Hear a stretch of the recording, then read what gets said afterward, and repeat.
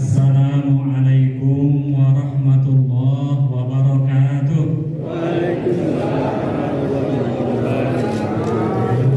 Semangat. Alhamdulillah wassalatu wassalamu ala Rasulillah wa ala alihi wa sahbihi wa mawala amma ba'd. Bapak-bapak, ibu-ibu jamaah Masjid Jenderal Sudirman rahimakumullah. Alhamdulillah malam ini kita masih diberikan kesempatan untuk bisa bersama-sama berada di tempat ini, saling berbagi, saling sharing, dan saling berusaha belajar banyak dari apapun yang bisa kita sama-sama dengarkan nanti. Sehat nih Bapak Ibu? Bu sehat Bu? Pak sehat Pak? Alhamdulillah, yang penting sehat ya Pak. Ya, seperti yang tadi sudah disampaikan MC kita, saudara-saudara kita di tempat lain sedang mengalami musibah, sedang mengalami bencana. Bahkan sampai hari ini mungkin masih ada wilayah-wilayah yang terisolir, yang sulit sama sekali diakses oleh siapapun yang ingin membantu mereka. Kita doakan semoga Allah berikan kemudahan, Allah berikan kelapangan, dan tentu juga Allah berikan bantuan secepatnya kepada mereka. Amin. Allahumma amin. Nah, pertanyaannya kemudian, apa yang harus kita lakukan sebagai orang yang saat ini sedang ada di tempat ini, tidak terdampak oleh musibah, atau bisa jadi ada keluarga kita Bapak Ibu yang kena musibah? Ada Bu? Pak? Keluarga di Sumatera yang ikut kena musibah ada? Nah, tentu tugas kita selain mendoakan, kita juga harus berpartisipasi. Partisipasi pertama kita sebagai sikap kita seorang hamba, tentu harus melakukan muhasabah. Ini dua ya Mas? Kalau dua itu berat mungkin bisa lama nih Pak, karena bensinnya banyak ini. Tentu yang harus kita lakukan apa Pak? Arti muhasabah? Introspeksi, evaluasi diri, melihat apa dan bagaimana kita. Dalam evaluasi itu Bapak Ibu, ada dua prinsip yang harus kita baca. Pertama, kontribusi kita dalam hal maksiat. Maksiat itu artinya pembangkangan, larangan yang kita lakukan meskipun Allah melarangnya, atau dosa yang kita berpartisipasi di dalamnya. Kalau kita termasuk yang menjadi bagian dari situ, maka tugas kita berikutnya tentu melakukan Bapak bertaubat. Kalaupun kita tidak termasuk yang berkontribusi melakukan dosa, maka kita harus melihat diri kita dalam bingkai al-zulmah. Zulmah itu artinya kelalaian kita, ketidaktahuan kita, boleh jadi pembiaran yang kita lakukan. Bapak Ibu, kita masuk nggak di situ Pak? Pak, tahu Pak kalau di Sumatera sana penggundulan hutan sedang terjadi Pak? Bu, tahu Bu? Tahu Pak? Ya. Masa nggak tahu? Yakin nggak tahu Pak? Bapak pura-pura nggak tahu ini. Saya 20 tahun yang lalu persis 2 tahun 2024-2025 saat melakukan penelitian untuk disertasi saya di pedalaman hutan Taman Nasional Bukit 12 daerah Jambi. Saya tinggal 6 bulan dalam hutan bersama orang rimba. Saya tinggal dengan mereka, hidup seperti bagaimana mereka menjalani kehidupan. Bapak tahu suara musik setiap pagi yang saya dengar? Belum. Apa Pak? Suara senso, gergaji itu loh. Sumbucana, tahun 2004 itu. Siapa yang mengerjakan? Orang-orang dari desa yang datang ke sana dibayar, orang-orang rimba sendiri yang dipaksa oleh orang-orang desa untuk ikut membantu. Setiap pagi 6 bulan itu suara musik yang saya dengar. Pak, tahun 2004 sampai tahun sekarang berapa tahun Pak? 21. Wajar nggak kalau hutan di dalam itu gundul Pak? 2004. Wajar nggak? Nah, kesalahan kita boleh jadi pembiaran, tapi tahun 2005 saat Pak SBY naik berkuasa, Pak SBY kirimkan pasukan ke daerah-daerah paling ujungnya. Saya ingat betul waktu itu tentara bawa speedboat, di atas kapalnya itu ada senjata laras panjang, nangkapi orang-orang yang mengeluarkan balok dari dalam hutan itu. Termasuk aparat yang dampingi, ikut dibawa semua. Tahun 2004 akhir saat Pak SBY berkuasa. 2005 saya masuk lagi, tiarap semua para pebaloknya, nggak ada yang berani. Saya pikir sudah selesai, ternyata kita tidak tahu atau kita pura-pura tidak tahu. Nah, jadi selain maksiatnya ya kita lihat konteks zulmahnya. Kita ikut nggak? Atau jangan-jangan kita pura-pura nggak tahu? Tahu nggak Pak kira-kira? Tahu. Waktu itu saya wawancara kepada token-token baloknya yang punya usaha itu. Gimana caranya dapatkan konsesi, bisa dapat hak pengelolaan hutan itu? Cukup daftar ke kantor bupati. Waktu itu 2004 bayarnya cuma 25 juta Pak, untuk dapat sekertas surat selembar surat izin memberikan kita hak untuk mengeksplorasi hutan yang ada di situ. Ya berapa hektar? Berapa? Saya masuk di dalam itu waktu itu keliaran 1 hari, 1 hari malam keliling di hutan itu, cari pohon yang segede ini udah nggak ada Pak. Yang segede ini udah nggak ada, sudah tumbang semua. Apalagi yang segede ini, itu mahal Pak kalau segede ini. Waktu itu, ya Pak. Nah itu yang terjadi waktu itu. Murah sekali untuk punya HPH, hak pengelolaan hutan waktu itu. Datang ke kantor bupati, bikin surat izin, dikeluarkan surat izinnya. Bapak udah bisa masuk ke dalam itu, bawa surat itu, modal beberapa jitsu, keluarkan kemudian dari dalam hutan, terima hasilnya. Ya Bapak, semudah itu waktu itu. Nah saya tidak tahu kalau sekarang bagaimana prosesnya. Lebih mudah Pak. Nah itu. Nah ini harusnya muhasabah kita. Kalau kemudian kita melihat problem kerusakan itu munculnya dari kita penyebabnya, maka kemudian kita harus melakukan perbaikan demi perbaikan. Yang pasti prinsip pertama, jangan pernah ketika musibah itu terjadi di Bapak, jangan pernah berburuk sangka kepada Allah Subhanahu wa Ta'ala. Karena kalau kita berburuk sangka, boleh jadi kesalahannya kita udah salah, menyalahkan Allah. Patut dapat tidak? Patut dapat tidak Bu? Nah, ini ada kisah ilustratif menarik. Ada seorang pedagang tahu. Jadi dia bikin tahu sama istrinya. Setelah habis subuh, tahu itu dibawa ke pasar, dijual dengan cara dipikul. Dia membawanya, tapi sebelum sampai dia keluar dari rumah, dia naik angkot dulu beberapa jam, baru sampai ke pasar, baru bisa dia jual. Suatu hari, ketika dia keluar dari rumahnya, melewati pematang sawah, belum sampai ke pinggir jalan, dia terpeleset.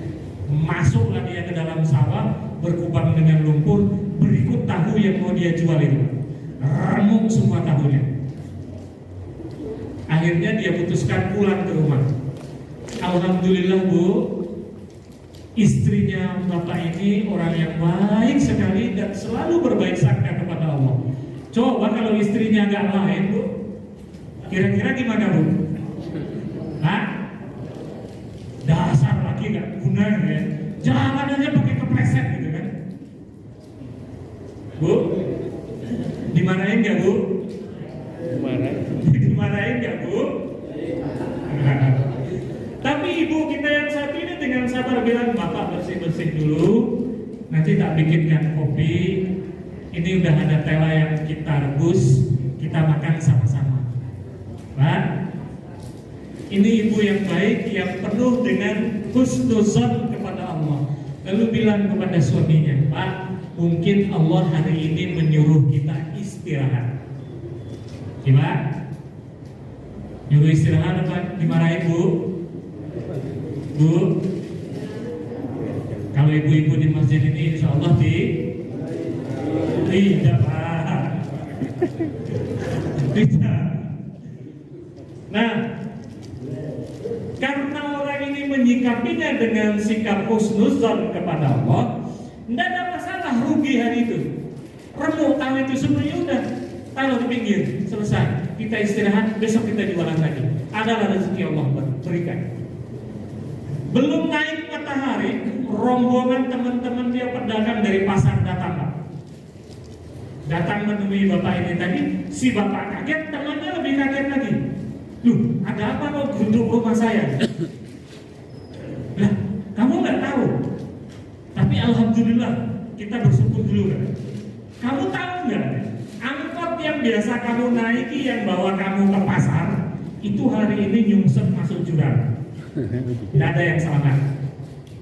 Kami pikir kamu juga korban karena kamu nggak berangkat ke pasar.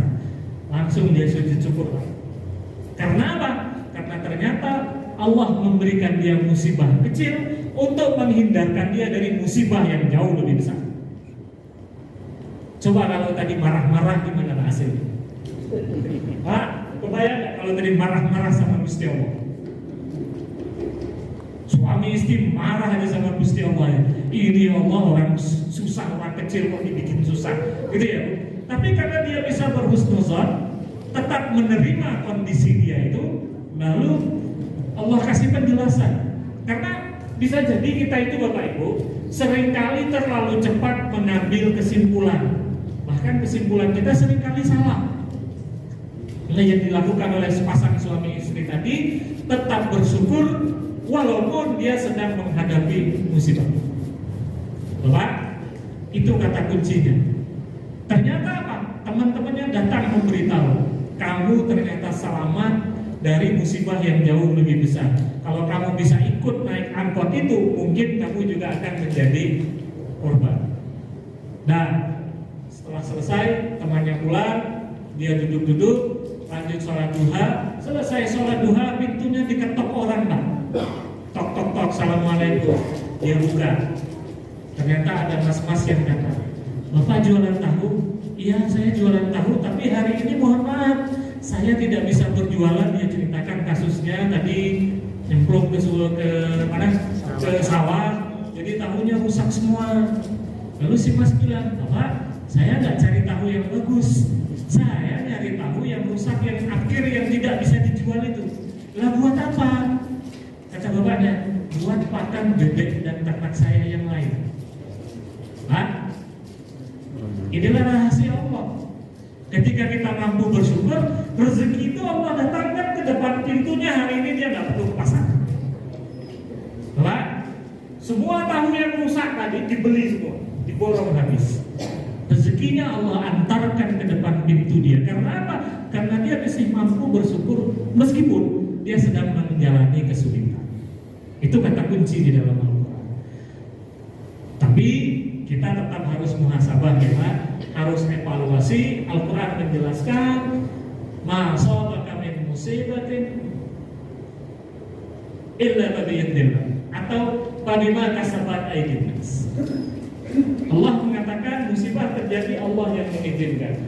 Bisa saja di balik Allah mengizinkan itu ada rahasia yang harus kita baca, ada rahasia yang harus kita pelajari. Atau karena Allah kita sendiri.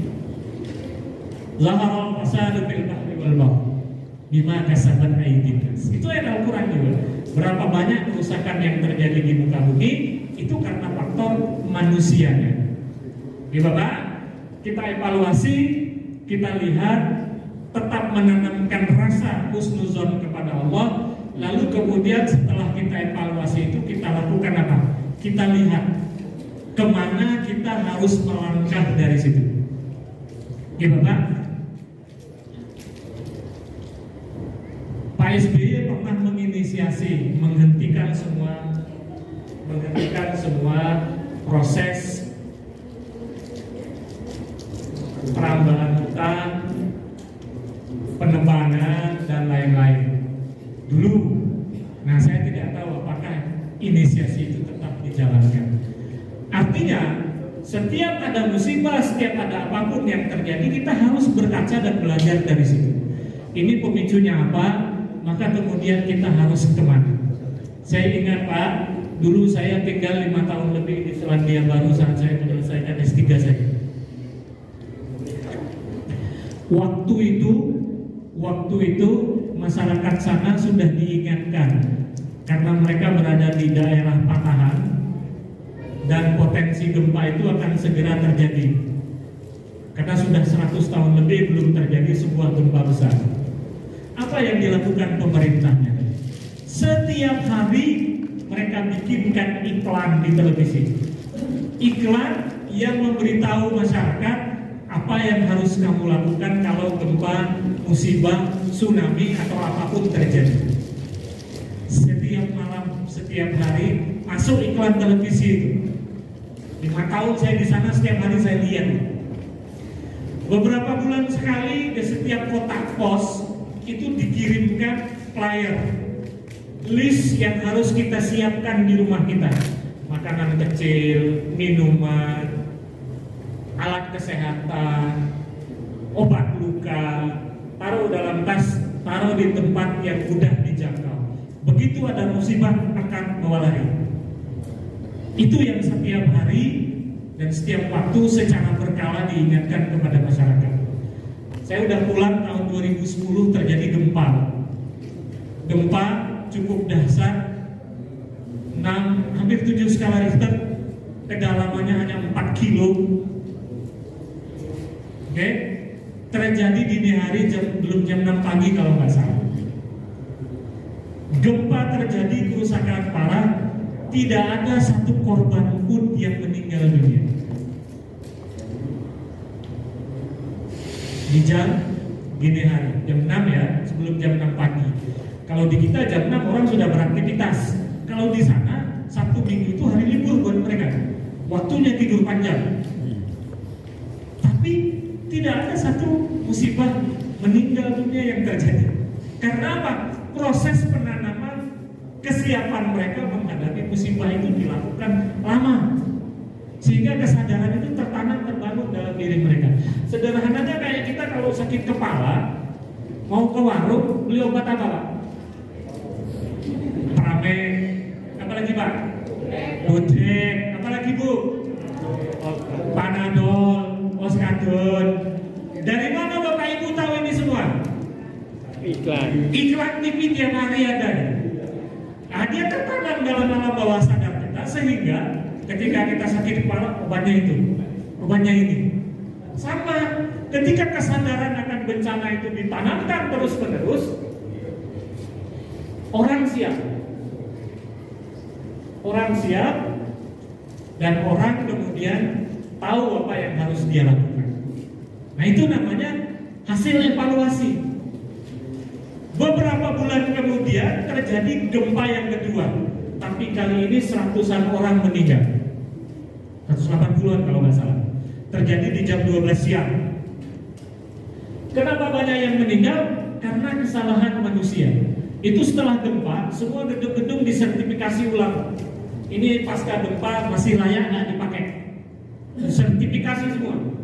Dicek sama tim ahlinya. Ternyata ada gedung-gedung yang tidak lolos sertifikasi sebetulnya disalah asumsikan bisa dipakai. Nah, gedung-gedung itu runtuh di mana orang ada yang sekolah di dalamnya, kerja di situ. Apa kemudian kebijakan mereka setelah gempa yang kedua? Kota-kota, daerah-daerah, kecamatan, sabab atau apapun namanya yang terdampak gempa itu tidak boleh lagi dibangun. Udah dibiarkan jadi kota hantu, masyarakat dipindahkan. Satu tempat korban gempa itu dibiarkan seperti itu menjadi kota hantu sekaligus ibrah, pembelajaran buat orang lain. Itu kondisi yang terjadi di gempa tahun 2011-nya. Ditinggalkan, tidak lagi diizinkan untuk dibangun karena daerah itu daerah resiko besar. Bapak, itu namanya hasil evaluasi. Nah sekarang ini udah jelas ya Pak, jelas ada gelondongan kayu turun dari langit, ya Pak. Lalu apa dibiarkan aja itu? Apakah izin usaha pengelolaan hutan tetap diberikan Pak? Harusnya Nah itulah namanya proses evaluasi yang bermanfaat. Kita belajar, kita melihat, iya ada musibah, lalu bagaimana musibah itu menjadi ibrah pembelajaran bagi kita. Jadi besok orang mau bangun, jangan langsung bikinkan surat izin IMB-nya selesai. Tapi kemudian harus ada evaluasi, datangkan tim ahli, wilayah ada tempat ini dibangun, pasca gempa itu terjadi, pasca banjir itu terjadi. Harusnya begitu. Harusnya menjadi ibrah pembelajaran bagi kita semua. Oke Bapak, harusnya. Nah, kontribusi kita di mana? Kontribusi kita harusnya di bagian yang ketiga. Setiap kita harusnya menjadikan peristiwa musibah itu sebagai ladang amal kita semua. Bapak, paham maksud ladang amal, Pak? Bu, paham Bu? Paham Pak? Maksudnya bagi yang mengalami musibah itu harusnya jadi ujian bagi mereka untuk menumbuhkan rasa ikhlas, tetap bersyukur, bisa bersabar dan lain sebagainya. Bagi kita yang tidak mengalami peristiwa itu, tapi kita menyaksikan bagaimana deritanya mereka, maka tugas kita kemudian adalah bagaimana kita menjadikan kesempatan kita melihat pembelajaran yang Allah berikan itu sebagai ladang kita untuk beramal. Bapak, sanggup Pak berbagi dengan mereka? Sanggup Pak? Mungkin negara lambat bergeraknya, tapi anak-anak muda sudah banyak. Tadi sore saya lihat di berita, ada influencer yang dalam 24 jam berhasil mengumpulkan 10 biliar lebih. Langsung bawa pesawat, bawa barang, antar ke sana Pak. Ada yang 1 miliar lebih. Nah ini masyarakat yang tergerak hatinya melihat peristiwa itu sebagai proses dia untuk bisa beramal. Kita bisa tertawa, kita bisa senyum, kita bisa menikmati makan-makan kita, sementara saudara kita di sana sedang mengalami musibah. Harusnya hati kita terketuk. Kemarin saya lihat di Instagram, rumah di pinggir bantaran sungai yang terjadi gempa ini, yang terjadi longsor dan banjir ini, ya, rumah bagus, mewah, di depannya ada mobil, bapaknya baru jemur pakaian di halaman rumahnya. Tiba-tiba dipanggil oleh aparat TNI, ayo Pak segera menyingkir, ini akan segera dilewati banjir. Sempat-sempatnya bapaknya mengamankan bajunya yang mau dijemur itu pergi, tapi dia nggak bisa sempat mengamankan rumahnya. Saya lihat di gambar itu, rumah itu dalam hitungan sepersekian detik, begitu deras air yang mengalir di sampingnya itu, di sungai di belakangnya itu, dalam hitungan menit temboknya runtuh.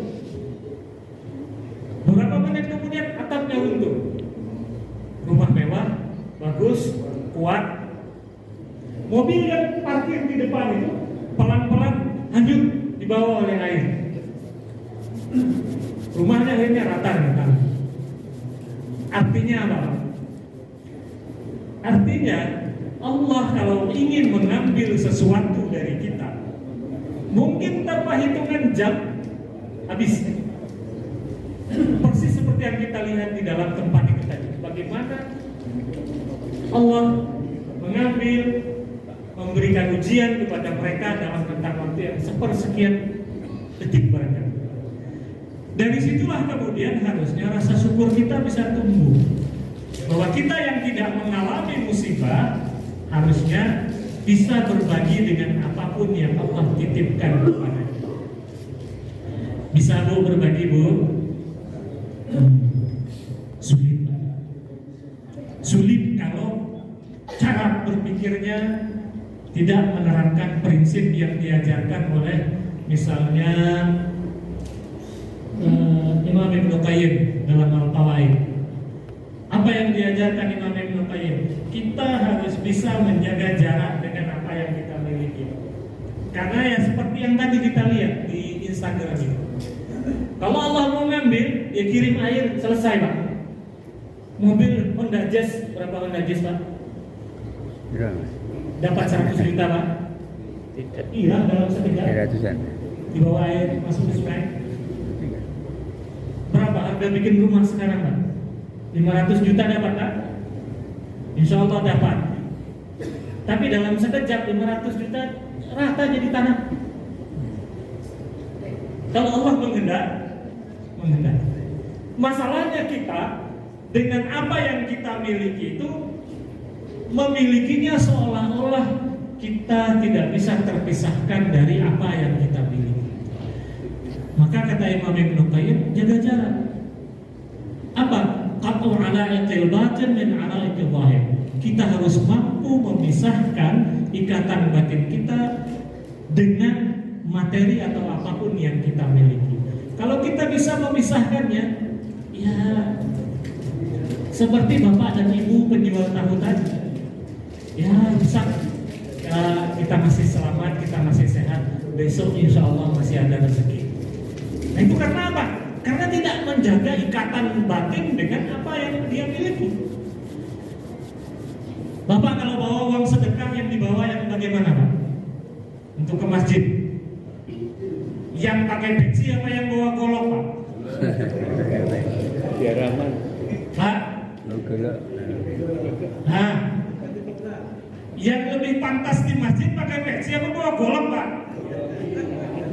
Tapi kenapa yang pakai peci jarang lewat di situ? Pak? Kenapa? Karena ikatan kita menganggap yang pakai peci itu mahal, berat, susah kita nyarinya. Pak? Itulah ikatan batin. Sehingga sulit kita untuk melepaskan karena kita terikat. Tapi kalau kita melepaskan ikatan itu ya mudah aja. Termasuk ketika mau berbagi. Termasuk ketika kita mau merasakan apa yang dirasakan oleh orang lain. Saya merasakan Pak di dalam hutan hidup dengan orang rimba itu. Betapa uang yang ada di dalam dompet saya itu gak laku Pak. Karena gak ada Indomaret di dalam hutan. Gak ada orang jual es teh Nusantara di dalam hutan. Jadi kalau nggak ada makanan ya berburu. Kalau nggak meramu gali tanam-tanaman itu. Kalau hasil buruan nggak dapat dalam seharian, lapar. Ada uang dalam dompet, tapi nggak bisa digunakan. Mau belanja di mana? Bisa kalau mau jalan 5 jam paling dekat ke desa terdekat, melewati hutan-hutan yang nggak ada jalan lagi, retas sendiri. Pak? Nah, kalau kita tidak punya ikatan, ya bisa memutus itu, maka kita nggak akan terbebani. Bapak bisa bayangkan rumah itu tadi runtuh, Bapak lihat sendiri bagaimana runtuhnya, mobilnya hanyut, bisa tidur nggak 3 hari 3 malam, Pak? Bisa Pak? Bisa Pak? Bu, bisa Bu? 3 hari 3 malam nggak bisa merem itu. Mikirkan betapa itu hasil kerja keras berapa tahun gimana? Nah, tapi kalau ikatannya kita lepaskan, kita jaga jaraknya, ya mudah sekali. Ada kisah sahabat Nabi paling kaya, namanya Abdurrahman bin Auf. Abdurrahman bin Auf itu sahabat Nabi paling kaya di masa Nabi. Ketika beliau meninggal dunia, harta warisannya itu kalau dihitung dengan uang sekarang lebih dari 5 triliun zaman itu. Tapi apa dia pelit? Enggak. Pernah habis pulang dari perang Tabuk, para sahabat Nabi bersedih. Kebun kurma mereka busuk semua. Lalu apa kata Abdurrahman bin Auf? Kumpulkan kurma kalian, timbang, saya beli dengan harga normal. Kata Abdurrahman bin Auf, ini kesempatan saya bersedekah menghabiskan harta saya. kurmanya para sahabat Nabi yang pulang dari perang tadi. Sahabat senang, Abdurrahman bin Auf juga senang, saya bisa membelanjakan harta saya, minimal mengurangi. Tapi apa? Skenario Allah jauh lebih besar dari itu. Beberapa hari kemudian datang kafilah dari Yaman, datang ke kota Madinah mau nyari kurma bosok. Lah yang punya cuma Abdurrahman bin Auf karena dia yang mampu jadi pengepulnya kan. Dibeli dengan harga berkali lipat. Kenapa? Karena di Yaman sedang ada pandemi, obatnya satu-satunya ya kurma bosok itu. Nah itu Allah mendatangkan rezeki kepada kita kalau kita berdagang dengan Allah dengan ikhlas. May yuqridullaha qardan hasana yudha'ifu lahu liman yasha. Mau Bu berdagang dengan Allah Bu? Pak? Mau Pak? Ayo kumpulkan uangnya kirim ke Sumatera. Itu berdagang dengan Allah itu. Siap nih Pak? Bu? Tapi jangan bawa pati murah Pak.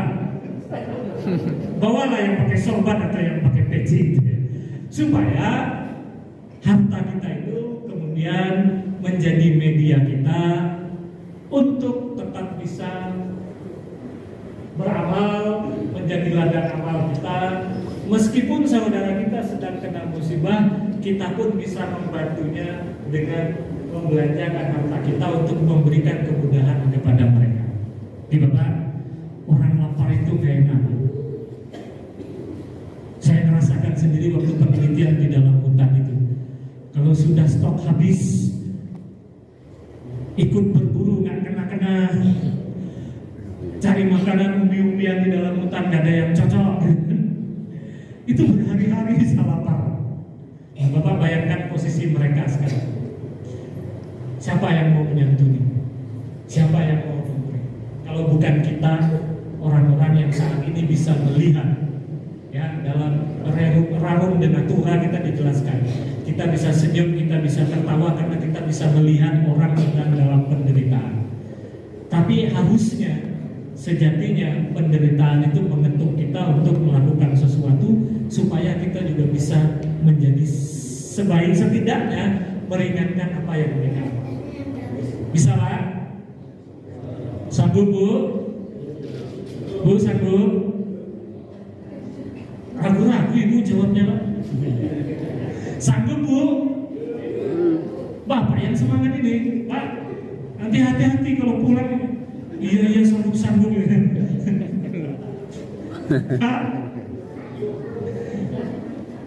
Bapak setuju, Ibu setuju dengan Bapak ini sanggup?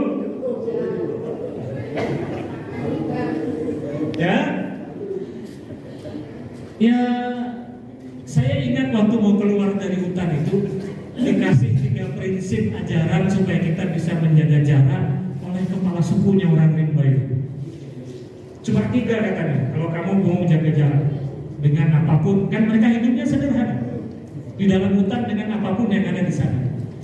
Kalau kamu mau jaga jarak, amalkan 3 prinsip ini, pahami baik-baik. Buruk, busuk, lapuk. Buruk apa yang buruk? Yang buruk itu yang kita pakai sekarang ini Pak Bu. Berapa ratus ribu pun kita membelinya, kalau dia udah buruk masih dipakai Pak? Bu, paling jadi keset ya Pak. Nah itu buruk. Kemudian busuk katanya. Apa yang busuk? Yang busuk itu adalah yang kita konsumsi. Berapa ratus ribu pun malam ini kita makan di restoran besar apapun, besok pagi ditinggal di toilet masih diingat Pak? Jangan-jangan nggak nunggu besok pagi, pulang ke rumah langsung itu disetorkan ke toilet. Masih diingat Pak? Lupa. Apa yang laku? Yang laku itu rumah yang kita bangun semegah apapun, semegah apapun rumah itu. Kendaraan yang kita pakai sebagus apapun kendaraan itu, semahal apapun kendaraan itu, bila masanya dia dimakan usia, lapuk kan? Rusak kan? Yang kokoh saja digeser air bisa hanyut, apalagi yang sudah termakan oleh usia. Karena itu kata mereka, kenapa kita terikat dengan benda yang bisa mengalami buruk, mengalami kebusukan, bahkan mengalami kerapuhan. Harusnya itu bisa membuat kita lepas dari ikatan. Oke Bapak, sanggup Pak? Jadi habis dari ini langsung transfer ya Pak? Bu, karena Pak, saudara-saudara kita sana itu sedang berteriak. Siapalah yang bisa memberi kami bantuan? Ada Allah. Tapi Allah itu sedang mengetuk pintu hati kita masing-masing saat ini. Di sana ada saudara-saudara kamu yang sedang membutuhkan uluran tangan. Kalau kamu diam-diam saja, tidurnya di kasurmu yang empuk, ya, bisa menikmati makananmu yang serba mewah, bisa menikmati kopimu yang lezat, bisa menikmati tontonanmu yang begitu nikmat. Ingatlah, kalau suatu saat apa yang kita nikmati, apa yang kita miliki, Allah balikkan, Allah ambil dalam sekejap mata saja, apakah kita juga akan tidak merasa yang sama? Ini Bapak Ibu, itu saja saya kira yang perlu kita camkan di dalam diri kita. Pertama, kita tetap harus muhasabah, evaluasi. Dari evaluasi itu kemudian kita menentukan kita mau melangkah yang kemana. Harusnya kita jauh lebih baik. Setelah peristiwa-peristiwa musibah ini terjadi, negara mengambil kebijakan yang harusnya lebih baik, yang menguntungkan masyarakat. Tadi dibilang mungkin hitungannya 60 triliunan menurut berita kerugian yang dialami oleh mereka-mereka yang sedang menderita di Aceh, di Medan, di Padang karena musibah ini. Mungkin pemerintah punya kebijakan yang bisa membantu dan mengulurkan tangan kepada mereka untuk mereka bangkit kembali. Mudah-mudahan itu hasil, apapun hasil evaluasinya, mudah-mudahan baik. Kita yang saat ini berada di tempat ini, dengan kemapanan yang kita rasakan, dengan kemudahan yang kita miliki, dengan limpahan rezeki yang kita miliki, kita tetap juga bisa berpartisipasi, menjadikan musibah itu sebagai ladang amal kita untuk berkomitmen mengabdi kepada Allah Subhanahu wa Ta'ala. Mudah-mudahan Bapak Ibu semua adalah hamba-hamba Allah yang bisa merespon peristiwa ini, tidak hanya dengan muhasabah diri, hanya memperbaiki diri kita sendiri, tetapi juga menjadi muara agar perbaikan itu memberikan kemaslahatan buat semua orang yang ada di sekitar kita maupun pada orang-orang yang pada saat ini membutuhkan uluran tangan kita. Amin ya rabbal alamin. Demikian, lebih kurang mohon maaf. Billahi taufiq wal hidayah. Wassalamualaikum.